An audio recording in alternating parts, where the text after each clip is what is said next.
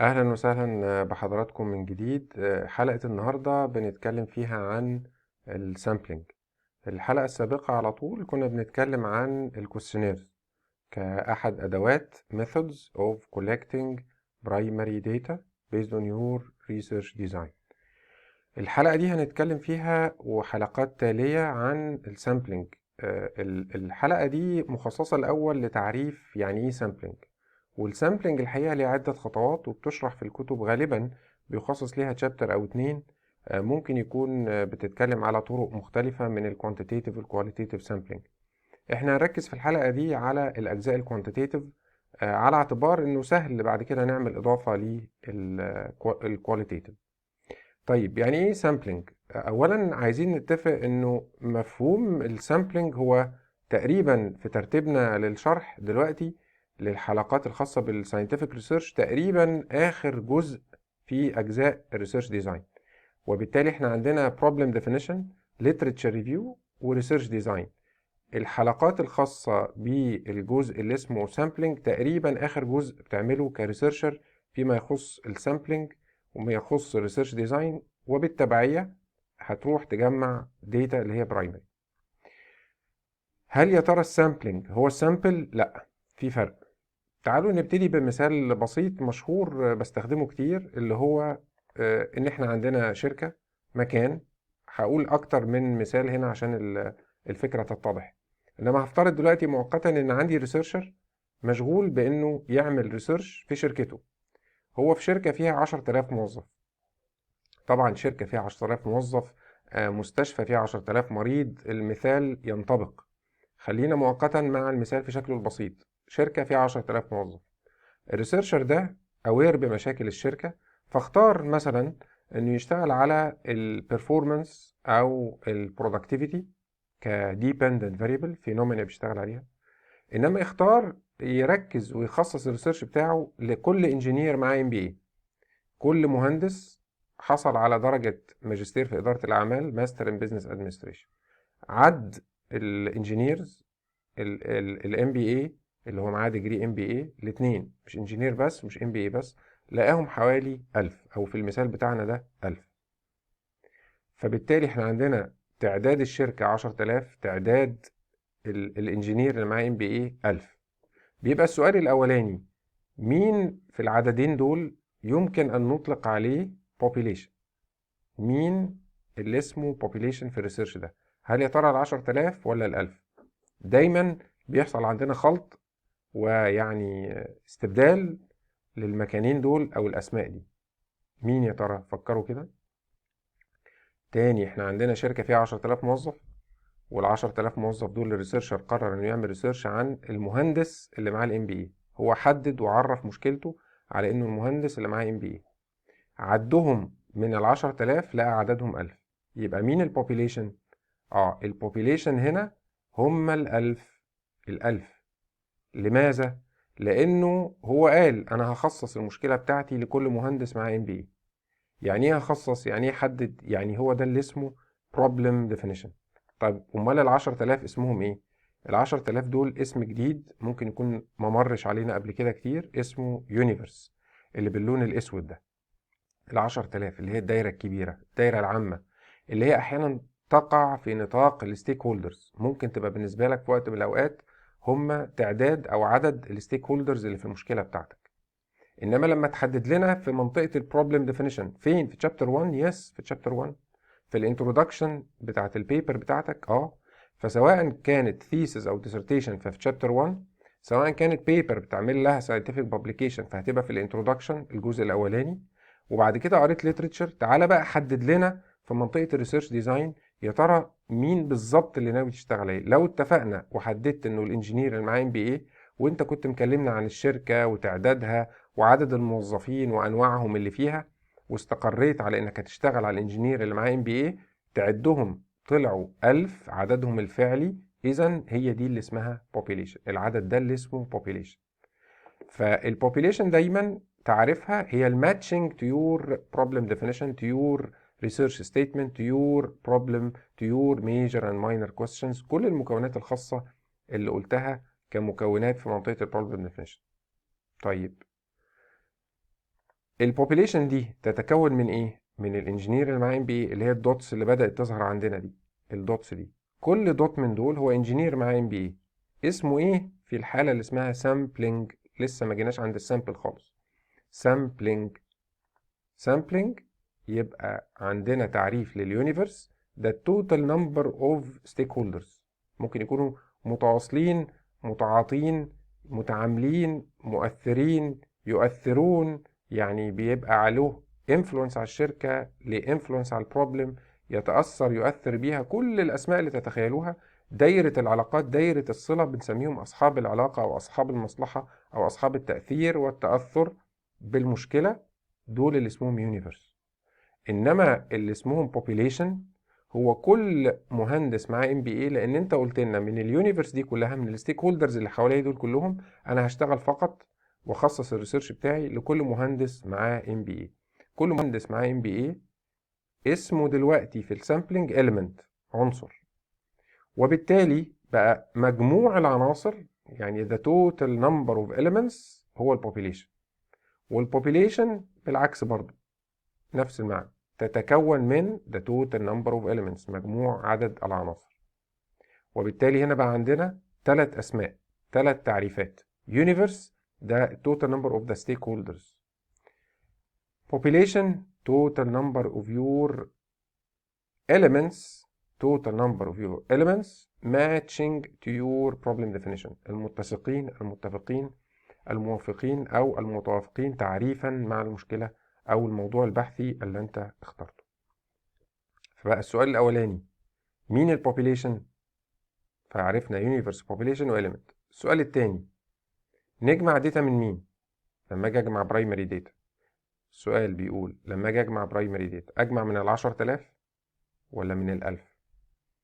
أجمع من ال10,000 ولا ال1000؟ فين هنا البوبيليشن؟ أهي. طيب لما أجي أجمع من مين؟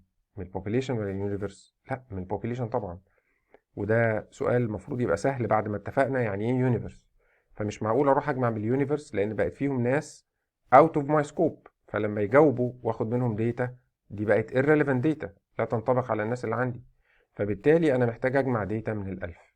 فاذا نتفق الخطوة الاولى universe population element تعريفات، ولسه هنزود التعريفات. الخطوة الثانية ان احنا نتاكد هنجمع داتا من مين، يونيفرس ولا population؟ لا population. خلاص، يعني دايما بقول انا في المحاضره كده خلاص. يعني ايه خلاص؟ يعني خلاص اجمع البوبوليشن. بوبوليشن 1000 اجمع من الألف.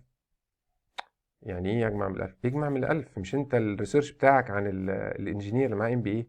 يبقى تجمع داتا عنهم ومنهم، واللي داتا تطلع تعمل لها اناليسز، تطلع منه كونكلوجن وتطبق الكونكلوجن عليهم.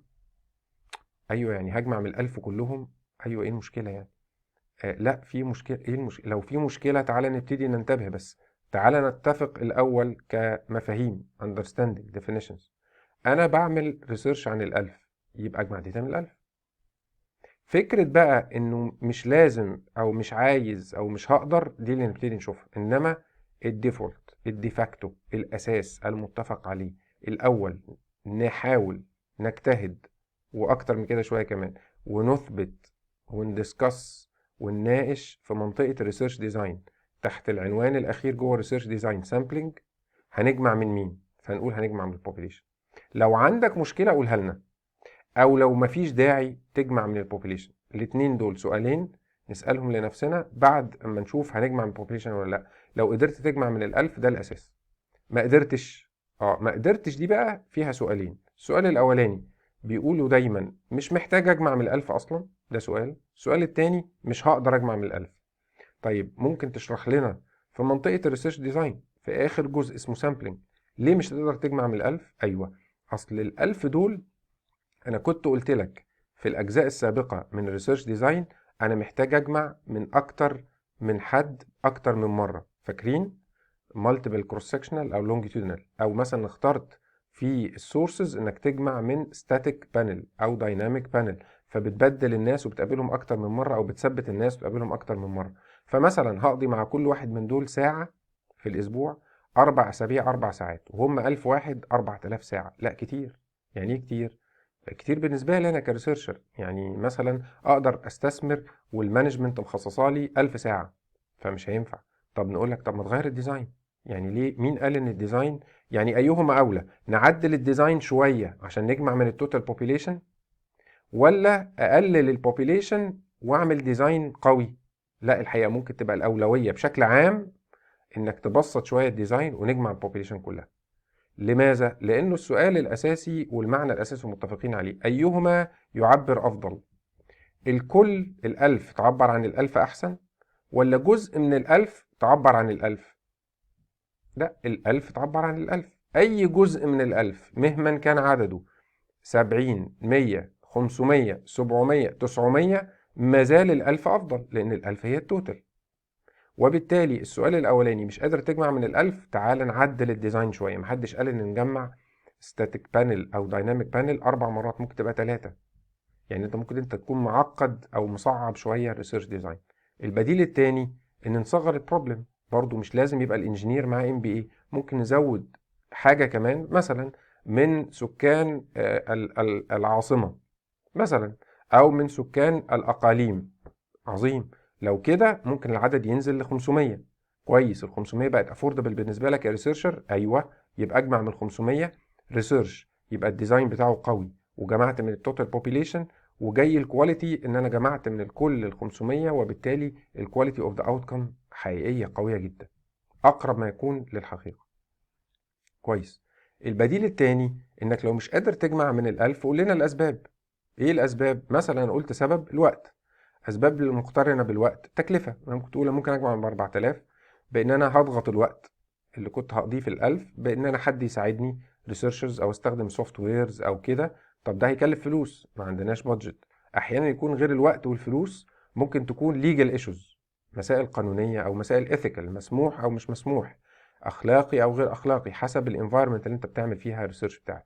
فلو كان كده ورينا ده واثبته لنا، اثبته لنا مكتوب، لان ممكن السوبرفايزر المشرف او الريفيورز المراجعين المحكمين يناقشوك في ده ويقولوا كان اولى تعمل ده، او يصوبوه لك او يحسنوه وانت بتشتغل في الريسيرش. فبالتالي اذا تعذر او تعثر او لم تتمكن من جمع الالف او مش هتقدر، قول لنا ده شرحا في منطقه السامبلنج جوه الريسيرش ديزاين، وكمان هتقول لنا السبب ايه وتناقشه عشان نقدر نناقشك فيه ونقبله او نرفضه.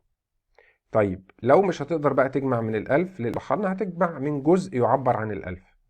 الجزء اللي يعبر عن الألف هو ده اللي هنبتدي نطلق عليه الاسم اللي احنا منتظرينه، اسمه سامبل. الجزء اللي بدأ يبان ده، الدوتس اللي بالأورنج أو بالبرتقاني، اسمها سامبل باللون البرتقالي اهو، أورنج. سامبل والمكونات اللي جواهم اللي هم كانوا elements، لما تحولت جوه أو ظهرت جوه الدايرة الأصغر اللي اسمها سامبل بقى اسمهم ريسبوندنس، وبعض الكتب بتطلق عليهم اسم سبجكتس. هو الاسم ريسبوندنس الحقيقة الأعم والأكثر استخداما والأدق. يعني ريسبوندنس يعني إيه؟ يعني ده الشخص اللي كلمته فعليا. يعني الألف دول موجودين، أنا اخترت منهم مثلا، مجرد مثال، مش عايزين الرقم هنا يرتبط معانا لأن هيبقى عندنا حلقة مخصوص هنتكلم فيها إزاي نحسب الأعداد. يبقى أنا جبت من دول مثلا 70 او 100. ال70 او ال100 دول هم اللي كلمتهم، اللي اديتهم الكوستشنير، اللي بعته لهم، قعدت معاهم، جبتهم في انترفيو، راقبتهم اوبزرفيشن، زي ما تكون بقى السورس والميثود اللي عملت لهم ديزاين طبقا للحلقه السابقه. يبقى عندنا ريسبوندنت يشكل سامبل، والسامبل هي جزء من البوبيليشن في محاوله من الريسيرش انه يحاول يعبر بيها عن الالف. وهنا هتبقى الصعوبه بقى عندك، وعشان كده هنيجي خطوات بعد كده تالية تقول لنا ازاي نحاول انه السامبل تعبر اكثر او اكبر ما يكون تعبيرا عن الالف. طيب لما نيجي هنا نسأل سؤال تاني ما ننساهوش، كنا قلنا في بديلين. بديل ان انا اذا كان الاصل اجمع من الالف، في ممكن تبقى عندي مشكلة ان انا مش قادر اوصل للالف، فبنقول لك اجمع من سامبل، بس هتقول لنا الاسباب نقبلها او نرفضها. البديل التاني مش محتاج. يعني ايه مش محتاج؟ يعني انا مش محتاج اجمع من الالف. ايوه بس احنا اتفقنا ان انا عشان اجمع داتا لازم اجمع من البوبيليشن كلها عشان تحسن التعبير او تعبر عنها تماما. فازاي مش محتاج وسامبل تكفي؟ امتى يبقى مش محتاج اجمع من السامبل، من اسف من البوبيليشن، والسامبل تعبر؟ هعيد السؤال تاني. امتى مش محتاج اجمع من الالف وسامبل تعبر عنهم؟ امتى نفكر كده؟ لما يكون ايه شكل الاليمنت والاليمنتس الاخرى؟ identical.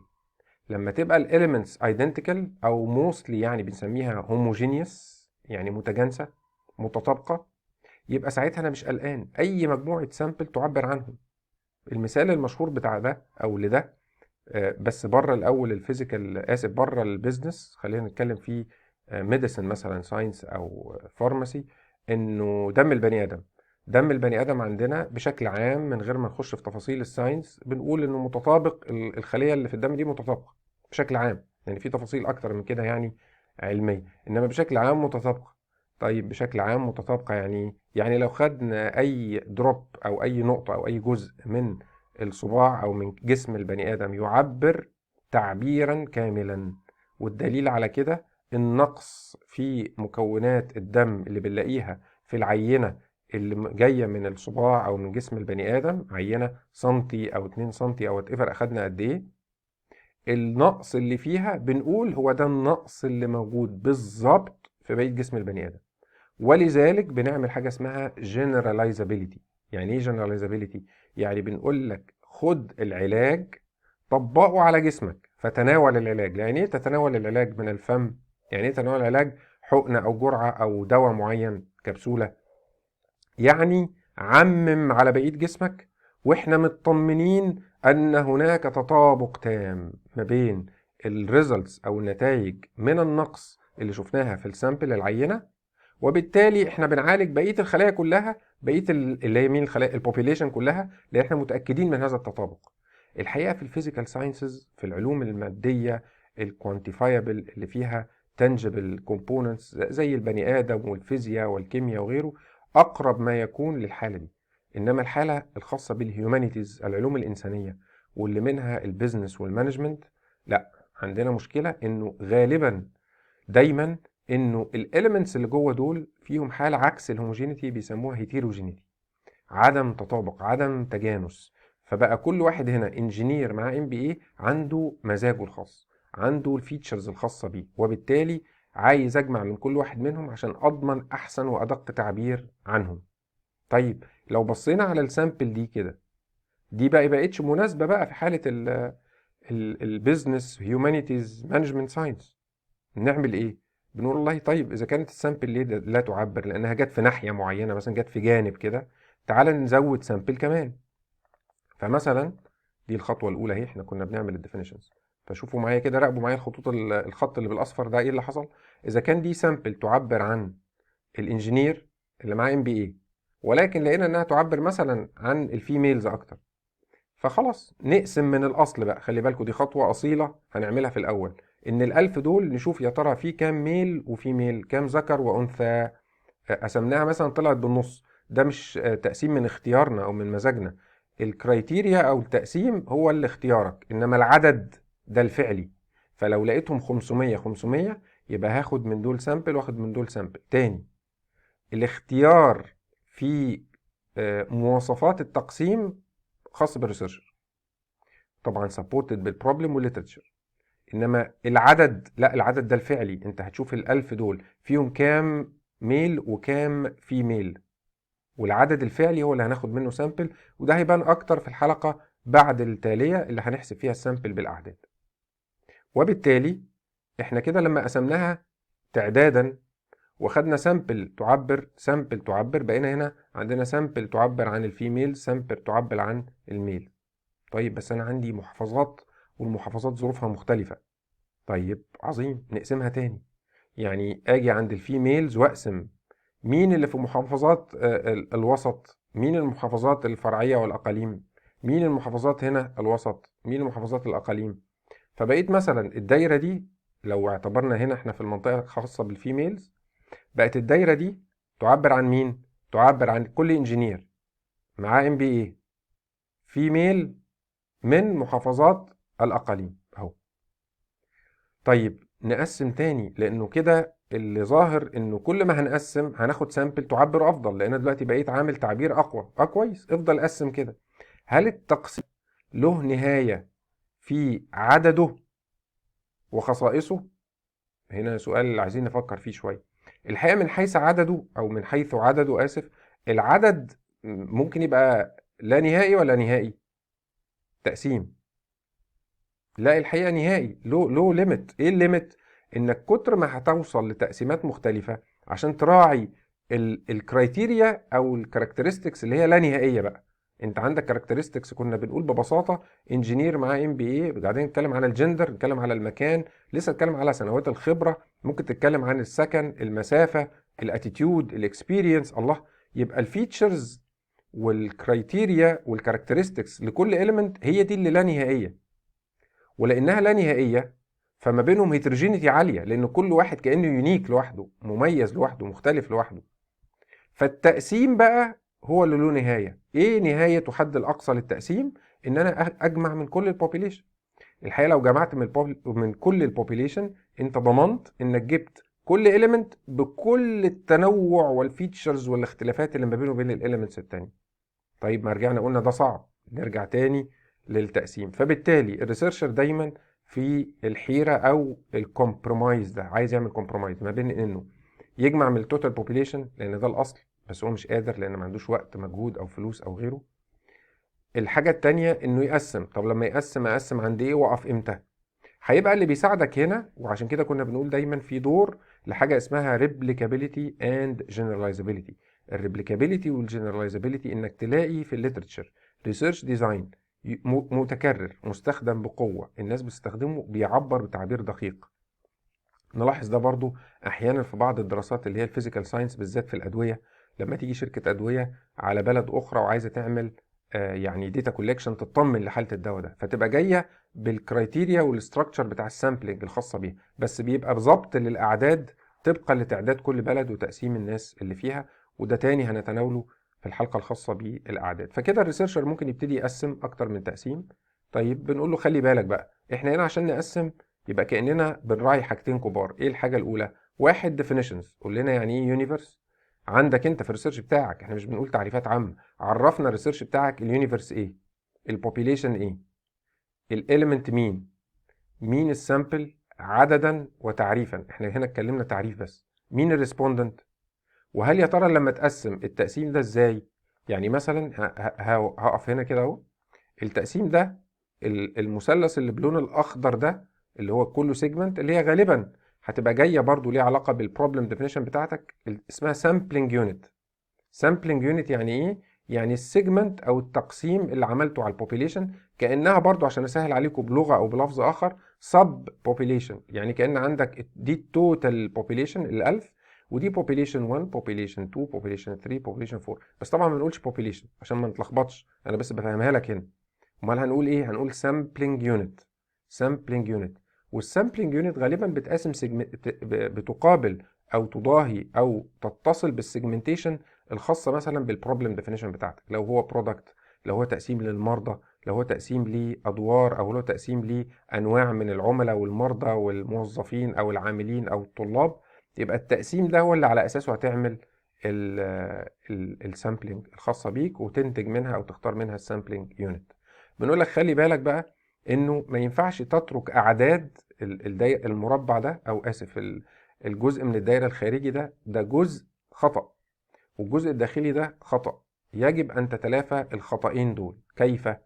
الخطأ اللي بره ده دول انجينيرز معاهم ام بي اي ولم تحصهم عددا، هنا انت ما عدتهمش، ما قدرتش تعدهم جوه الألف، عدوا منك. يعني ازاي؟ والله ممكن يكون حد درس بره المنحه بتاعت الشركه، الاتش ار تيم ما رصدش وما عملش ابديت الداتابيز. وعشان كده بنقول الخطوه الثانيه بعد الديفينيشنز مهمه قوي، اسمها سامبلنج فريم. كتير من الكتب بيقول عليها سامبلنج فريم. يعني ايه سامبلنج فريم؟ يعني داتابيز. يعني يبقى عندنا داتابيز بال 10000، وبالتالي نعرف نصنف منهم مين اللي معاه انجينير ام بي اي وتبقى ابديتد، فنقول هم 1000. ما يفوتش مننا او ما يفلتش مننا العدد ال1000 مثلا، اذا كان العدد ده بره في الالف 100، ولا يبقى معانا حد معهوش انجينيرنج او حد معهوش ام بي اي. الاتنين دول خطأ. الدايره الداخليه دي خطأ والجزء من الدايره ده خطأ. كويس. طب ما يجي حد يقول دول 100 ودول 100، كأن دي راحت مع دي، لا في مشكله. الكلام ده لو في 100% ماتشنج ما بين الاليمنتس، واحنا اتفقنا في هيومانيتيز بزنس مانجمنت مفيش هوموجينيتي، في هيتروجينيتي اكتر، في عدم تجانس، في عدم تطابق. فبالتالي المجموعه دي لو كانت جوه هنا كانت ممكن تطلع في السامبل تدي رأي آخر، تدي ريزلتس تاني. والمجموعة دي لأنها جوه وممكن يكون وقع عليها الاختيار في السامبل فادت رأي آخر وهي لا تنتمي للحالة الخاصة بالإنجينير MBA، فبالتالي الاتنين دول ايرور يجب تلافيه، وهنتأكد لما تورينا سامبلنج فريم أو داتابيز صحيح. الحلقة دي تاني كانت مخصصة لخطوتين من السامبلنج، الخطوة الأولى definition، الخطوة التانية سامبلنج فريم أو داتابيز. في الديفينيشن اشرح لنا مين هم اليونيفرس وعددهم، مين البوبيليشن وعددهم، الاليمنتس وعددهم، سامبل تعريفهم وعددهم، ريسبوندنس تعريفهم وعددهم، سامبلنج يونت تقسيمهم وكيفية التقسيم واختيارك للتقسيم على أي أساس. لازم تطمنا إن كان عندك داتابيز رصدة ل10,000 ومنها عرفت تحدد ال1000. أي حاجة في مساحة خطأ من اللي احنا قلناه سواء في الديفينيشن أو السامبلنج بتفقد الريسيرش قوته وبتفقد الريسيرش كواليتي، وبالتبعية بتفقد الريزلتس المصداقية في القبول أو في التطبيق أو في التعميم على البوبيليشن. شكرا ليكم، ونلتقي في الحلقة التالية برضو في حديثنا عن السامبلنج ضمن الريسيرش ديزاين. شكرا جزيلا.